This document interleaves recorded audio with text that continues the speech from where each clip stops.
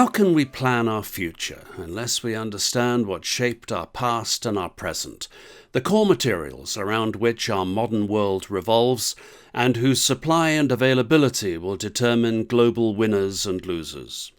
Journalist Ed Conway zeroed in on 6 materials that he considers critical to this understanding: sand, salt, iron, copper, oil and lithium, and in the process discovered stories that changed the way he thought about the world. I suspect they'll change yours too. Ed Conway, at the risk of flattery, what makes your book so very readable is the sprinkling of amazing anecdotes on top of the deep dive research into the history of these 6 materials. So perhaps you can indulge me by telling me the story of the great binocular shortage of 1914.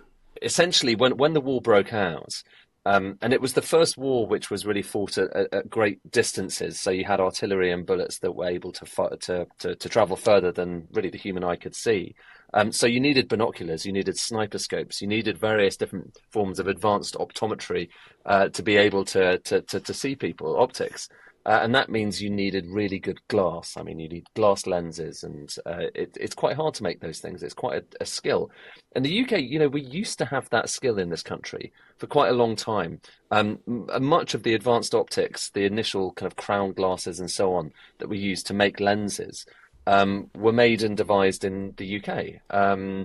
But what happened, actually, interestingly, in the run-up to the First World War, and by which I mean kind of the century before, is that gradually the UK glass industry kind of started to diminish a bit. And there's I guess, lots of explanations for it, but part of it was tax. Glass was heavily taxed. There were lots of duties on glass. And the upshot of part of this is that gradually the UK started to lose its dominance of that, kind of global dominance of that. We started to invest less in advanced types of glasses. And a lot of the investment then shifted to Germany. And in Germany, they were really, in some of the kind of, I guess the earliest examples of industrial strategy, you had a growing glass industry. And by the way, when we're talking about glass, it sounds archaic, doesn't it? That was the silicon technology of the day. Being able to make advanced optics was a massive scientific boost for any economy. And Germany put a lot of investment into it. It all happened in Jena, in what became kind of East Germany. Gradually, these companies like Zeiss and Schott, Otto Schott was this glass maker, Carl Zeiss was the lens maker, obviously. Gradually, these companies became incredibly successful and began to dominate global glass production, to the extent that when it came to the First World War, the UK was reliant on Germany for 60% of all of its binoculars. And so suddenly we're going to war with a country who we're reliant on for the binoculars that we need to go to war with them. And we just didn't have enough. We were sending people off to the trenches without binoculars. There were appeals. It was called the glass famine. There were appeals to try and donate, so that people would donate binoculars to people so they could go off to the trenches with something that they could protect themselves with. Because if you can't see off into the distance, then you can't see the threat. People were getting killed in their dozens. It was a real crisis, to the extent that in 1915, the UK actually sent spies to Switzerland to meet with their German counterparts to do a trade to buy binoculars off the Germans, the better to kill them with. And I guess it just shows, there's a couple of I think, some useful lessons. First of all, it shows, that things that you kind of think are cheap and you can just order them from anywhere, and you don't really care about where they come from. And Britain, in the various post-mortems that happened after this, because it was a really big deal at the time, in the various post-mortems, there was this feeling that, well, we had just gone to laissez-faire. We just assumed that if you buy something from overseas, if it's cheaper, that's fine. Then comes the war, and you're in big trouble, because that thing, it turns out, you need to kind of do a deal with your enemy to try and get it. But the second, and I think more encouraging lesson is that actually the most interesting solution to this wasn't that spy deal, although I love it because, it's a great story. The interesting solution was that in the following years, actually, the UK did rebuild its glass industry quite quickly, quite effectively. And as a result of that, by the end of the First World War, we were producing more glass in this country than we needed, and we could supply it to our allies as well. So you can reindustrialize if you need to. Well, people will say, why would the Germans do this? But we had something they didn't because of the empire. We had rubber. And so, they were happy to do that. It makes you wonder why they didn't just call the whole damn thing off before so many hundreds of thousands more people got killed. It also explains that business really doesn't have much recognition of borders. People will trade wherever they can do a deal. Pardon me. There's a strong sense that unless we understand the pressures that shape the markets for these essential materials, we'll never get a handle on shoring up our vulnerabilities. I mean, we've talked about sand and glass, but of course silicon is a classic case. It goes for copper, lithium, and others too. So there's a big message in here about we've got to understand our core vulnerabilities at a time of great global uncertainty. I think so. I think understanding what you are capable of making, where your advantages lie, and understanding the extent to which um, your ability to make something and your ability to sell it overseas is constrained by factors that you can't really control. Like these are all quite important questions that we used to ask ourselves a lot. I think back 10, 20, 30, 40 years ago, and we just don't tend to anymore. I mean, I think that manufacturing in general, the attitude towards it within Westminster, I spend a lot of my time as a kind of economics journalist. I spend a lot of my time talking to policymakers in Westminster, the Bank of England, and so on. There is still this what John Maynard Keynes called this Treasury view, and the Treasury view is basically quite sniffy about manufacturing, and it assumes that services are the most important thing. That there's this kind of higher plane you get to where you don't need to make anything. That's all brutish processes that we don't really need to be involved in anymore, and that we can just import all of this stuff from overseas. And I think in the process of writing this book, definitely, I was radicalized against that view, because I realized, first of all, a lot of the time when we're talking about our ability to compete on something, let's say something as simple as making steel, it's not a level playing field. It's really hard to make stuff, in the UK, not because we're bad at it, not even actually just because we've got higher expectations for earnings. That's a part of it, though. But just because actually, in other countries, there is so much more assistance for those who are trying to make these kind of basic items like steel. It's not basic a lot of the time, but it's considered as such. And I the thing for me that I think that was kind of radical is remembering that not doing something. Okay, so in our case, we don't really provide. We do, we're trying to help, for instance, steel makers to upgrade their facilities at the moment so they're low carbon. And there's occasionally bits of anti-dumping kind of tariffs that we impose and quotas. But for the most part, we don't really try and assist our steelmakers. Whereas, in Korea, in China, in many other parts of the world, there are enormous subsidies for people for companies that are making steel and making other basic materials like that. Our energy costs are just so much higher here than elsewhere around the world. And when you kind of take all of that into account, these industries are not in trouble and struggling right now because they're bad at what they do. They're in trouble because we have taken a decision not to try and give the same assistance that other countries around the world have. And that's a reasonable decision. But I suppose the key thing is it's not a neutral decision. It's not neutral. And the way that this is often cast from the Treasury perspective is that is the neutral decision, as if it is the right decision. But I just think it's a lot more complicated than that. And I think there's, it's part of the reason the UK has deindustrialized faster than any other country, any other developed economy in the world. Part of the reason that we've seen our steel output, and this is just a proxy for a lot of other kind of parts of manufacturing, fall faster than anyone else. It's because of concerted decisions that were not neutral, to allow energy prices to rise really fast for industrial consumers and to allow all of this, all of which is to say, I think it is important to to think about this stuff in a more nuanced way than we have done historically in this country. Because back to that glass example and the binoculars, this stuff may not seem to matter most of the time, but then every so often you end up with some sort of a crisis where it matters enormously. The cheap stuff becomes very expensive. The cheap stuff becomes very scarce. And, that's, we need to have half an eye on that, particularly in a world that is much more unstable now than it ever has been before. So like all of these topics, I think, are really important. This was not, by the way, the reason I got into this. I just wrote this book because I thought, gosh, this is all fascinating and I'd quite like to understand a little bit more about it.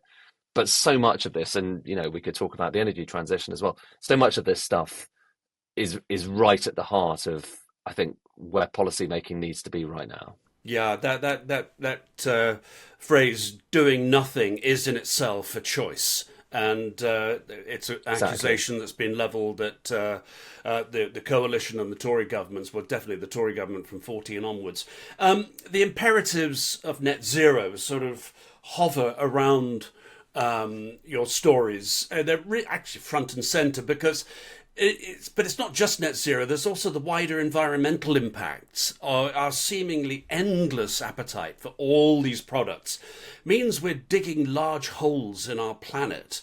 And that in itself is having an enormous cost that we, sitting in the UK, in the USA, whatever, in our sort of suburban or even rural homes, we just don't understand what our Mm. appetite is doing to the earth. Yeah, I think because we've offshored a lot of this stuff, because you know it, and there are reasons for that. Because most minerals are pulled out of the ground somewhere else entirely. Because fewer and fewer people within this country are working in those kinds of fields that take stuff out of the ground and turn it into something that we can use.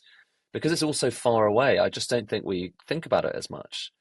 And so the idea that when you buy a device that has quite a dirty backstory, the idea that it physically comes out of the ground in the form of a lump of rock and needs to be often blasted and burned and completely reconstituted into something else in a very energy intensive process, usually in a very carbon intensive process. We've just kind of allowed ourselves not to think about that much.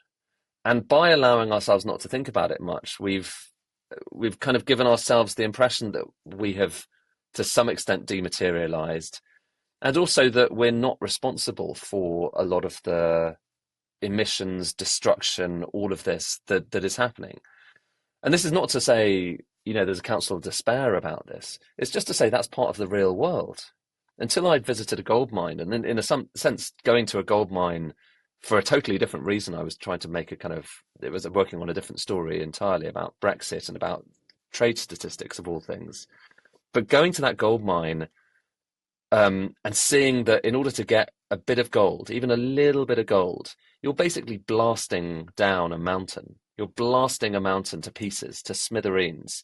That is the process of making it happen. You need to do it because you need to to grind this mountain away because it's got tiny little trace bits of gold within each different ton of rock. And you need to process that, and that is a destructive process. I had no idea that that was the process that delivers gold to you, from a bit of jewellery to the gold that you put underneath the ground to store as a kind of form of monetary item. I had no idea about that. But we're a part of it because we demand It's the gold. same with the copper mine in Chile, which I thought was Yeah. absolutely horrifying. That story. I saw you watching this mountain of waste just take over a town. Yeah, it's and yet we're part of that as well. I mean, there's the copper mine I visited is it's been going for like more than 100 years. This was the place that delivered the copper that helped to electrify the world.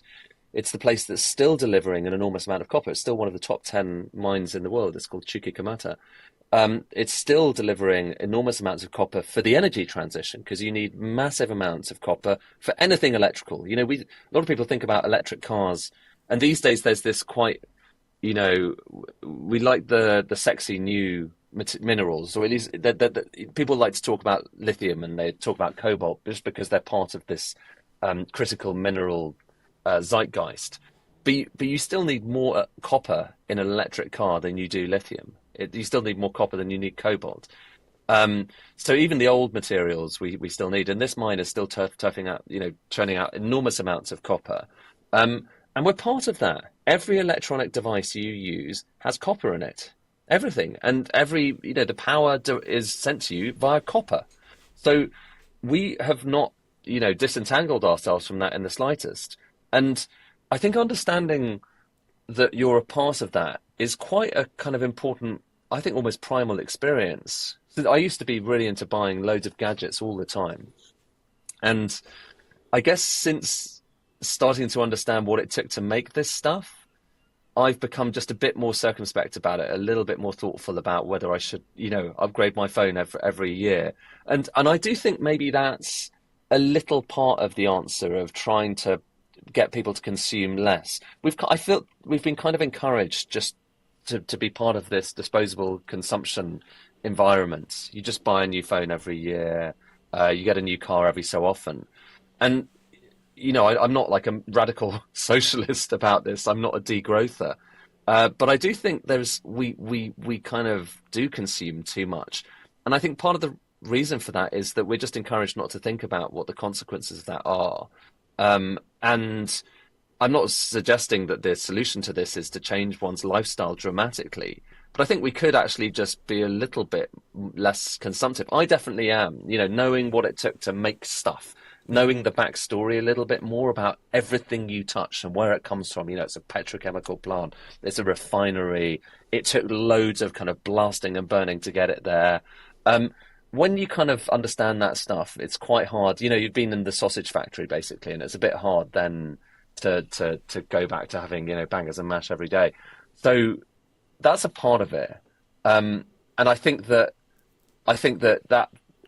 gives you also a little bit of a route to understanding where net zero actually comes from. It's not just some abstract thing. I mean, clearly there's an enormously important climate goal, but there's also a question of understanding our part in it and where the things that we buy actually come from, and the fact that they all have this backstory. It's not just about wind turbines. It's also about stuff we're all buying on a daily basis. Yeah, we're encouraged to buy for Britain, if you like. It's no longer buy British. It's just consume, because our economy depends on consumer spending. And that does start to get a little bit depressing when you think of the cost. But let's think about the other side of it, which is that the pressure that all of this is putting on manufacturers, on our R&D experts, on our universities, perhaps worrying that we're not in control of our own destiny when it comes to these materials, means that we need to start achieving more, making more, with less, using less energy, using fewer materials or different innovative materials, or recycled or reused materials. So there's a growing story in that, which is actually enormously optimistic. Yeah, and I think if you take steel as an example, I mean it is definitely we're right now. The blast furnaces at Port Talbot are being shut down. I think number 5 has been shut down and number 4 is about to be shut down. There's two blast furnaces there, and it's kind of a seismic moment for UK industry. But by the same token, it is a bit odd in this country that the vast majority of our steel used to come from taking lumps of iron ore that had mostly been shipped, or actually exclusively had been shipped from elsewhere around the world, sometimes as far as Australia, and then turning them into steel by kind of essentially melting them down. Rather than taking a lot of the scrap that we produce in this country, old cars, old buildings, old rails, and then reconstituting that as steel. You can do that. In fact, that's basically what we're going to be doing. At the moment, it's this weird situation, actually. If you were, starting afresh, you wouldn't do it like this. We kind of send all our scrap off. I don't know if it's I think it's about 10 million tons or something. We send it all off overseas, or the vast majority of it, to Turkey and places like that, to be recycled. We could just be keeping that steel ourselves and recycling it ourselves, and then and actually, by the way, you produce much less carbon that way. So we could have a more sustainable kind of economy, and we could recycle more. Funnily enough, steel is of all the materials in the world, steel is about the most recycled of all. Already, if there's a really good chance, certainly if you buy something that's made in America, that it's made with recycled steel, because the majority of American steel is recycled steel.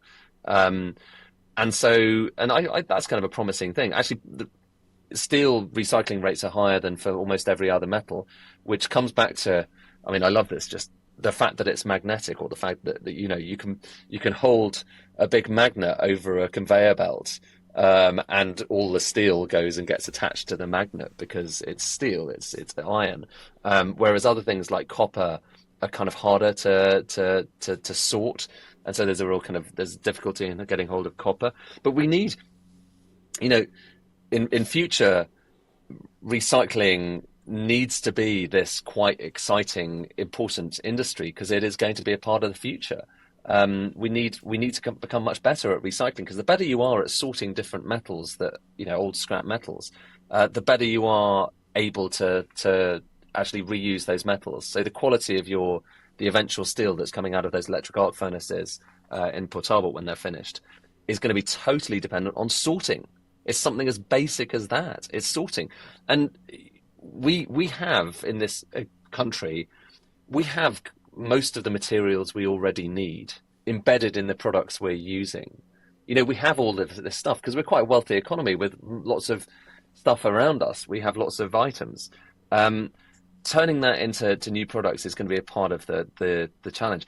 But the thing is that there's still thermodynamic difficulties there. It still involves a lot of heat. It involves a lot of power to recycle anything. It involves nothing has 100% recycling rate. You always lose something along the way. So we are still going to need to mine forever. For as long as we are a species that consumes stuff, and I can't imagine that ever changing. We are going to have to mine stuff. But on the bright side, that degree of mining could be less and less in future. And on the bright side as well, the exciting thing about all of the difference between an electric car and a petrol car is, well, with an electric car, that thing is embedded with all sorts of chemicals. Okay, so the main point of an electric car is the battery. That's the main, in the same way that an engine in a combustion engine car is the core of it, where most of the value is, where most of the action is. The battery is that equivalent for an electric car, not the motors, which is the interesting kind of difference. When you make an electric car, initially that has way more minerals and way more embedded carbon in it than a brand new ICE car, brand new combustion engine car. That is true. The electric car, because it involves a lot of work, a lot of carbon emissions to get various, to do the mining to get these minerals out of the ground, to do the refining to turn them into chemicals, to turn them into a battery as well. It's like a really energy intensive process. So it's certainly true. At 0 miles, an electric car has a bigger carbon footprint, not to mention mineral footprints, than a combustion engine car. But over time, obviously, in order to make the petrol car go, you feed it with petrol. And that petrol then creates the emissions along the way. So gradually you have this thing where the electric car has started with a certain amount of kind of embedded carbon emissions, and maybe they go up a bit because some of the power that you're feeding to it comes from gas-fired power stations. But at some point, and people differ about how many miles it is, at some point the electric car becomes net lower carbon than the petrol car, because the further you drive, the more miles you drive in a petrol car, the more emissions you create. And that is a really important kind of distinction. But the other distinction that I think isn't discussed quite as much is that with an electric car, at the end of its life, okay, so even after it's done, 100, 200, 100,000 miles or whatever it might be, by then it's much lower carbon than the petrol car. Because it hasn't had to puff out all that carbon along the way. But also, you can take the lithium and you can take the cobalt and you can take these minerals inside that battery and you can recycle them and you can reuse them. And that's That's a massive, massive deal. And we're still only at the very early stages of that big recycling economy. You know, there are millions, if not billions, of dollars and pounds to be made out of this recycling economy in future because everyone wants to be a part of it. And you're, like I say, the recycling rates are relatively low at the moment for these items. But in future, the fact that we are building stuff with all these materials rather than burning the fossil fuels that come out of the ground is a really big and quite seismic kind of mental and physical leap that we're making here. And I'm kind of excited about that because that's a manufacturing challenge and an engineering challenge as well as making the world a cleaner place in future. There's also innovation. We're extremely good at new ideas in this country, as we demonstrated with glass at the start of our chat. You know, we're not always that great at hanging on to the best ideas, but the pressure of all of this is driving some amazing innovation in universities and in innovative new companies in the UK. It's really just about, as I say, being able to hang on to that IP and having a government that understands that all of this is part of our national security. It's going back to that thing about, you know, choice is not neutral. We have to make a choice. I'm wondering if you're confident with a new government that is wedded to the idea of an industrial strategy, whether you think we've got enough gas in our own tank to actually overcome what looks like a very challenging future. It's still an open kind of debate as to whether you've got this institution, like I talked about earlier, the Treasury view. You've got institutional battles going on right now in Westminster between the Treasury, whose instinct is probably not to intervene, and other parts of government, particularly Department for Business and Trade, whose instincts historically and also I guess right now are more that, listen, we need to have some form of manufacturing base here, and also the MOD as well. You know that they are very worried. I mean, the example I give on this is, think of Longbridge. You know, it was a car plant, but then during the war, it was turned into a plane plant where it was very quickly used to make munitions and make, I think it was Hurricanes and various different. The war effort basically transformed this factory, which was making cars, within a few months into making weapons and things to wage war. And what do you do if you don't have the factories to begin with, and you're at war? I think that's a question that we should bear in mind. But I don't think I don't think it comes naturally to us to kind of bear that in mind. We have never, you know, it's a scarier world right now from a diplomatic, geopolitical perspective. And we are more industrialized than ever before. And so our ability to turn our various expertises into something that can help defend us is probably weaker than it has ever been before in our history, comparatively compared with other countries around the world. And that worries me, and I think it should worry us. And that's not an economic conversation. And that's the point, is that you can't have those conversations through an entirely economic prism, I'm afraid. And the me, you know, kind of 5 years ago would probably have found that slightly sacrilegious. But now, having kind of thought about episodes like what happened with the glass famine, those things matter. They don't matter until suddenly they matter. And so I think it's a live debate right now. And I think one interesting test case for it will be what happens with our policy on Chinese electric cars. So right now, the US has imposed enormous tariffs, 100% tariffs on Chinese EVs. It's somewhat near irrelevant for America because they already don't import many Chinese cars, barely a tiny fraction. Europe has followed suit with a set of tariffs on Chinese-made EVs. Interestingly, the details of it were just released quite recently, and the levels change depending on the manufacturer. So Tesla, which, by the way, if you've got a Tesla Model 3, that's a Chinese car because it's made in Shanghai.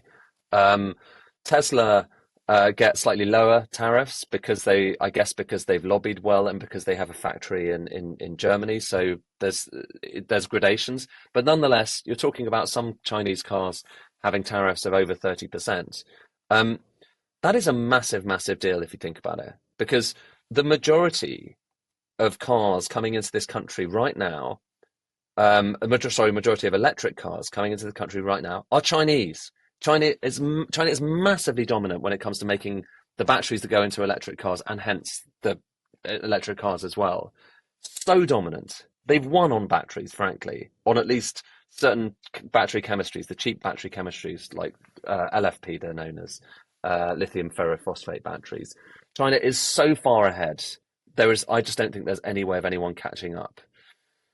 And so we're faced with this kind of dilemma here. Do we want to put up the cost of those cheap electric cars? Because China is able to produce cars far more cheaply than everyone else. And partly that's because they've got that advantage on LFP batteries. Partly it's because they've got lower labor costs. Partly is because they have a lot of support. There's a lot of government support for Chinese car manufacturers. So for all of those reasons, and also, by the way, partly because their environmental standards are much lower than ours. So making electric cars in China, you can use a lot of coal. Making the batteries, you can use a lot of coal at the moment. We can't do that, or at least we're constrained in Europe. But anyway, as a result of all of that, Chinese electric cars are really cheap. So if you want, if you think you put yourself in the place of the government, they want to get everyone to buy electric cars because we've got these various deadlines, 2030, 2035, of getting everyone to have electric cars. You want them to be able to afford those electric cars. You want there to be not a backlash. You want people to see that actually having an electric car is quite cool. I've got an electric car and I love it, but it's expensive. You want everyone to be buying these electric cars. How do you then feel about raising the tariff on China, which means that all of those cars are going to be more expensive, sometimes a lot more expensive? That's not a straightforward, that's not a neutral decision, is it? Okay, but on the flip side, it's not neutral to say we're not going to do anything, because given all of the support that Chinese car manufacturers have, it is very hard, nigh on impossible, for a UK company making batteries and cars in this country to compete with China right now. It's not a fair level. It's not a level playing field. There's not a neutral market. There's not the free market that, it's not the kind of Ricardian idea of comparative advantage, of perfect comparative advantage between nations. That does not exist right now. And so that's not a straightforward decision, is it? And I don't think this government at the moment hasn't made a decision on that.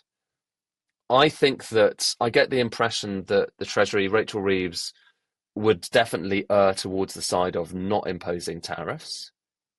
That's the Treasury view, after all. That's definitely what people in the Treasury will be advising them. They'll be saying, well, if China is going to subsidize their car industry enormously, and everyone else is going to be silly enough to impose tariffs on those cheap cars, then why couldn't we just get the cheap cars? And then you've got loads of cheap cars going around, cheap Chinese cars driving around the UK, and you hit your targets, and they're cheaper, and no one's complaining as a result.